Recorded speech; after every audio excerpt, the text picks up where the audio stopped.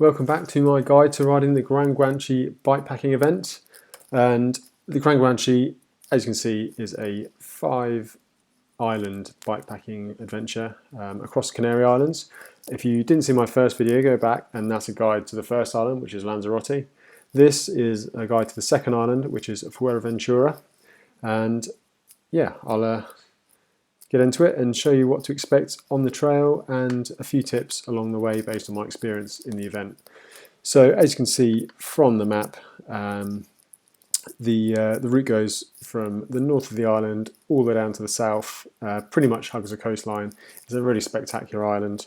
So yeah, it'll certainly be a cool experience. So the event started at 10 p.m. The previous night, and so most of the riding across Lanzarote was in the dark. However, this would be the first morning of the event. So there is finally some scenery and some daylight to look at, and it's pretty cool. So this is just heading out of the town. Now it's worth pointing out, so you start on the ferry. This is going to be a chance to resupply. Loads of people in camper vans and tourists, so just got to be a bit careful. So yeah, I would resupply in the town because there's not really very much over the course of the the first half of the island. Now, as you can see from the ride GPS, the checkered part here is off-road, and there's not much there at all. So this will be, if I get the dot on the map, so this video will be just heading out of the town of Corralejo. I think that's how you say it. Again, my pronunciation is not incredible. And you're basically tracing the coastline around the north of the island. Now, it's pretty spectacular. Once you get out of the town, you're basically on dirt roads, and it's kind of like four-wheel drive tracks. Now, as you can see here, I was riding along with Sofian, and this bit is kind of corrugated dirt tracks, so it's fairly well driven, fine on a gravel bike or a mountain bike. It's kind of one of those things that the faster you go, the easier it is over those little bumps. But like I say, it's well driven, so there's not much soft sand or anything like that. And that is on this section here, just coming around the top. And basically, you're kind of on those tracks most of the way around here. And then you cross into this little town here, and this is where you really want to make sure you do some resupplying. So we actually popped off route just to pick up some route supplies here. There's a little supermarket in Origo, and so we're talking 6-7 miles. Actually, no, that's a lie. Sorry, it was further along. El Roca down here, and El Cortillo. So these you pass through town. So there's a few supermarkets. I think there's like a Carrefour or whatever they have, or Cas, or whatever they have in Spain. I can't remember exactly which one it was. So you really do have to resupply. So it's about 14 miles off the ferry, hour and a half tops. Basically, if you don't resupply here, you're going to have a real hard time, because there isn't anything else really until you're getting down sort of to mile 38 at least, and as you can see, that's a fair way down. So yeah, so you're riding around the coast. Really, it's quite beautiful. I've never seen such a blue ocean.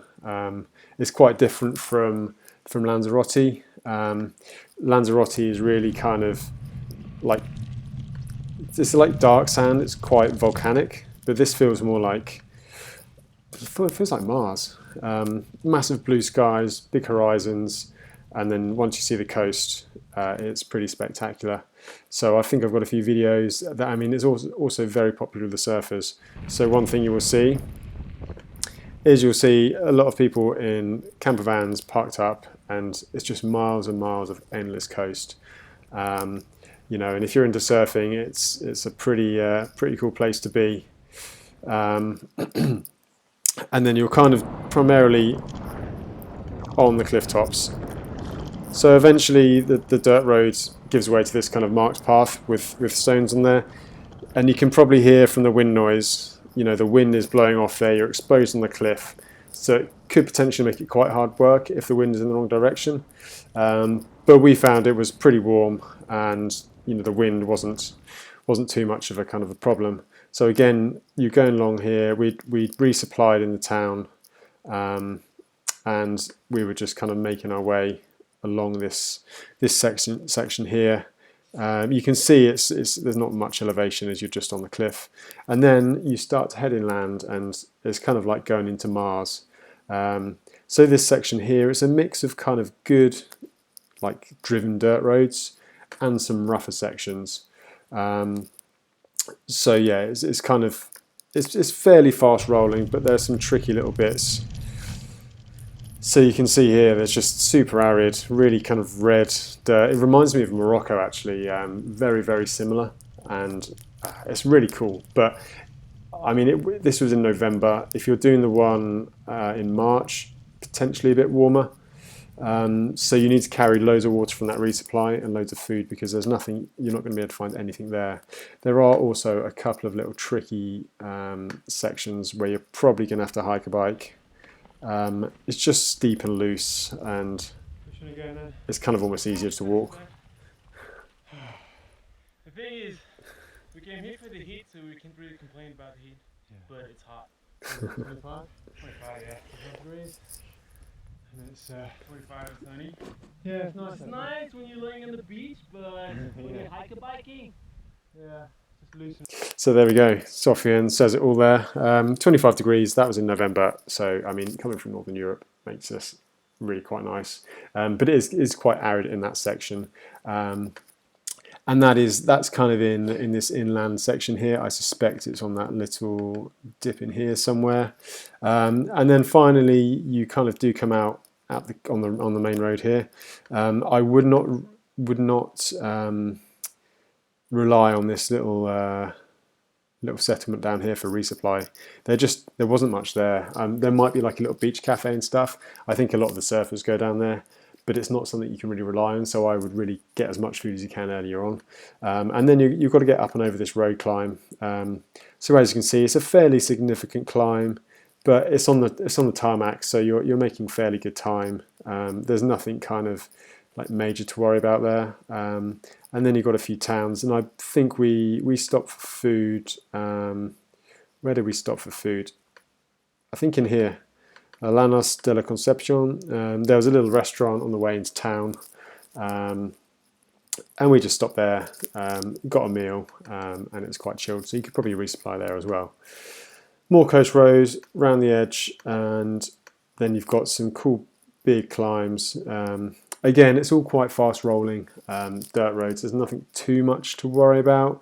There's a bit of a hiking track. I think it was through here, but it's not technical mountain biking. There's a few gutters on the roads. I think I actually managed to puncture on one of them when I wasn't paying attention. But it's not too stressful. And then you get down onto the sort of, you're on the south of the island now. It really is quite warm down here, as you can see from the map.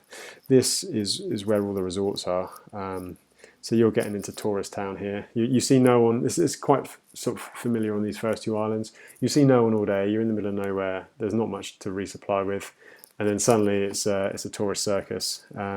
So there's this really cool section down the coast here, and we got there. It was getting kind of late evening, kind of dusky. So there's a really, really nice beach road, and then you actually sort of drop onto the beach itself. So again, more corrugations. Unfortunately, that's what you get when the road is loose. But yeah, head down onto the beach, and then you're on the beach itself. Which is pretty cool. I mean, it was really easy to ride. There wasn't maybe a couple of patches of loose sand, but I guess people drive down there fairly regularly. So actually, where the car tracks have been, it's really compacted. I don't know whether the tides change that, or whether they get high tides or low tides, which may affect the sand quality. But my gut feeling was it's quite a solid beach, so you could probably ride down there fairly quickly without too much stress. So yes, that's the section down the bottom here. So we're talking like 85 miles in now, and by this point you're kind of ready to ready to get it done. So we decided to actually, we were going to miss the last ferry. I think the last ferry was something like 10 p.m. And we weren't going to make it. So we ended up doing this road section here. It's fairly fast, kind of a bit up and down, like a standard coast road running parallel to the motorway here. And we stayed in here somewhere, I think. So this is like a big tourist strip. We found like a Burger King, it's basically, you can't miss it on the course. Got a Burger King for dinner because that was kind of what was open at that time. And then we found this block here. It's all kind of like big touristy hotels. So myself and Sofian split a room in probably a more expensive hotel than we would have liked, and we were definitely the smelliest and dirtiest people there, and everyone else was almost definitely on a package holiday. But by that point, we didn't really care, and the prospect of staying in a hotel was much nicer than sleeping on the beach in a crappy resort. So yeah, that was 10 p.m. The first ferry, I can't remember exactly what the time was on it. It was just after first light, probably like 7 a.m. I remember we rode down this last few K. So it's like 3 or 4 miles into the port. You kind of have to go out of town a bit, and then you drop down. I think we left at 6, and the ferry must have been about 7. And then that's the second island done. So then you're on the ferry, and it's quite a long one. As you can see, it's quite a big gap to Gran Canaria. So you've got a while to chill out on the ferry, get breakfast on the ferry, get some more sleep, all of that stuff. So yeah, it's a nice way to relax. So that's the second video of this little mini series covering Fuerteventura. The next one is obviously going to be Gran Canaria. So I shall make that. Keep an eye out for that. Thanks again for watching. Don't forget to like and subscribe, and go back and watch the Lanzarote video if you haven't seen that already. So yeah, I hope you enjoyed it, and I shall catch you soon.